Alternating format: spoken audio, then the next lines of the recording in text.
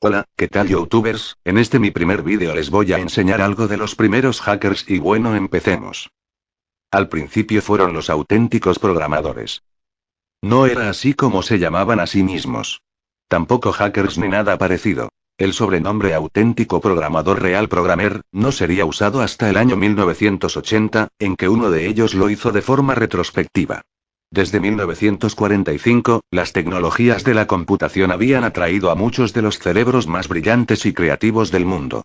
Desde el primer computador ENIAC de Gertie Mauchly, existió una cultura técnica de cierta continuidad, consciente de sí misma, compuesta por programadores entusiastas. Personas que creaban y manipulaban software por pura diversión. Los auténticos programadores provenían habitualmente de disciplinas como la ingeniería o la física y con frecuencia se trataba de radioaficionados. Llevaban calcetines blancos, camisas de poliéster con corbata y gafas gruesas, y programaban en código máquina, en ensamblador, en Fortran y en media docena más de arcaicos lenguajes ya olvidados.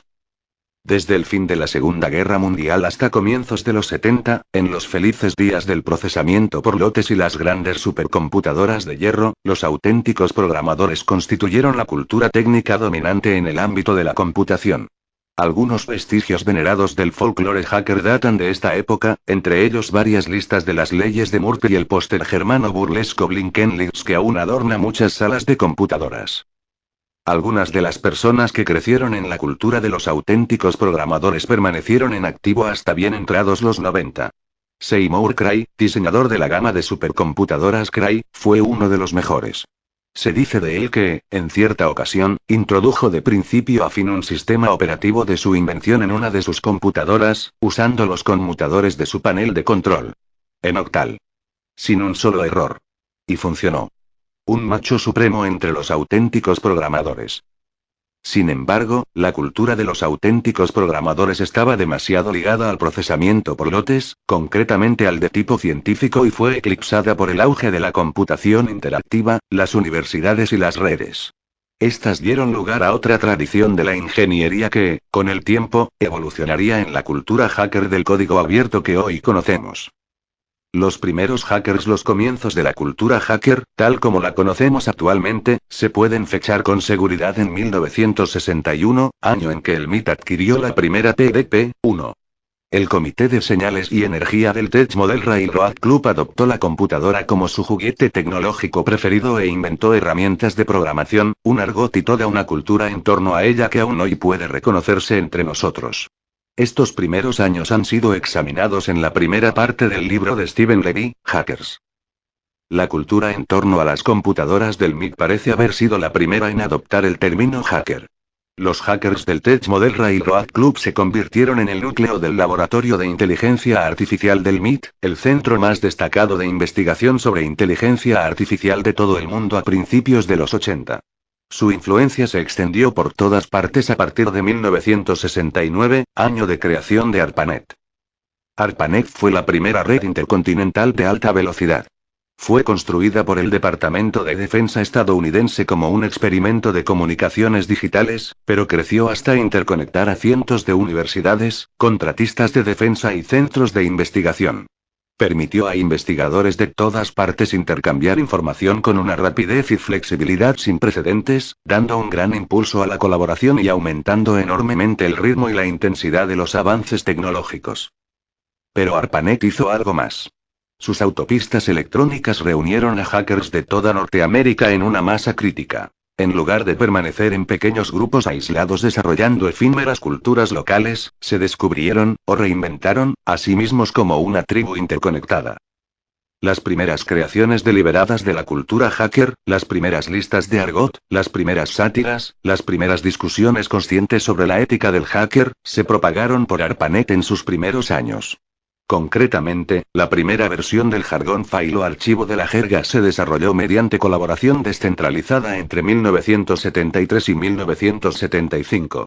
Este diccionario de argot se convirtió en un documento definitivo de esta cultura. Posteriormente sería publicada como The Hackers Dictionary, en el año 1983. Aquella primera versión está ya agotada, pero existe una edición revisada y ampliada. The New Hackers Dictionary. La cultura hacker floreció en las universidades conectadas a la red, especialmente, aunque no exclusivamente, en sus departamentos de informática. El laboratorio de IA del MIT fue, prácticamente, el primero desde finales de los años 60. Pero el laboratorio de inteligencia artificial de Stanford, SAIL, y la Universidad de Carnegie Mellon le seguían muy de cerca. Todos fueron prósperos centros de informática e investigación sobre IA. Todos ellos atrajeron a gente brillante que hizo numerosas aportaciones a la cultura hacker, tanto en el ámbito técnico como en el folclórico.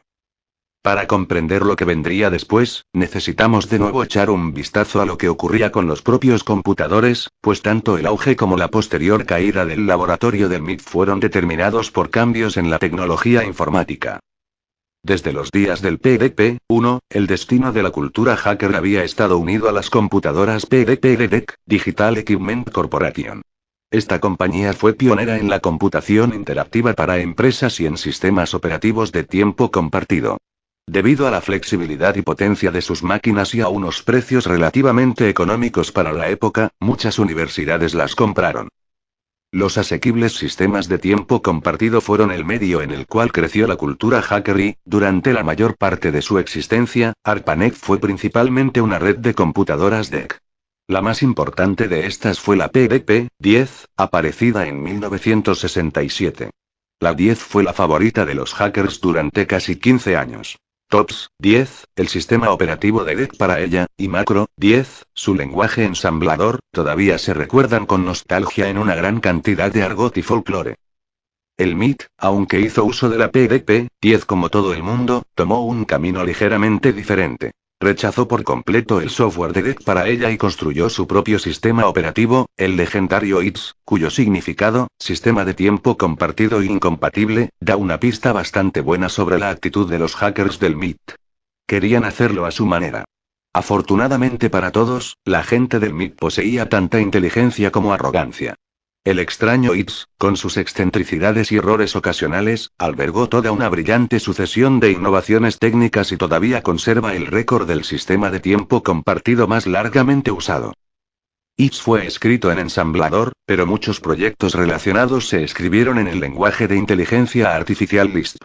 Este fue mucho más potente y flexible que cualquier otro lenguaje de la época. De hecho, tiene un mejor diseño que la mayoría de lenguajes de hoy en día, 25 años después. Lisp dio a los hackers de ITS libertad para pensar de forma creativa y poco convencional. Fue un factor importante en sus éxitos y aún sigue siendo uno de los lenguajes preferidos por los hackers. Pero el SAIL y la CMU no habían estado dormidos.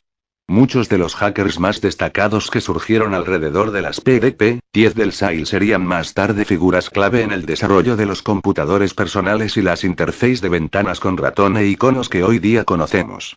Mientras tanto, los hackers de la CMU estuvieron trabajando en lo que les llevaría a liderar las primeras aplicaciones prácticas a gran escala de los sistemas expertos y la robótica industrial. Otro nodo importante en la cultura fue el Parque de Xerox, el célebre centro de investigación de Palo Alto, California.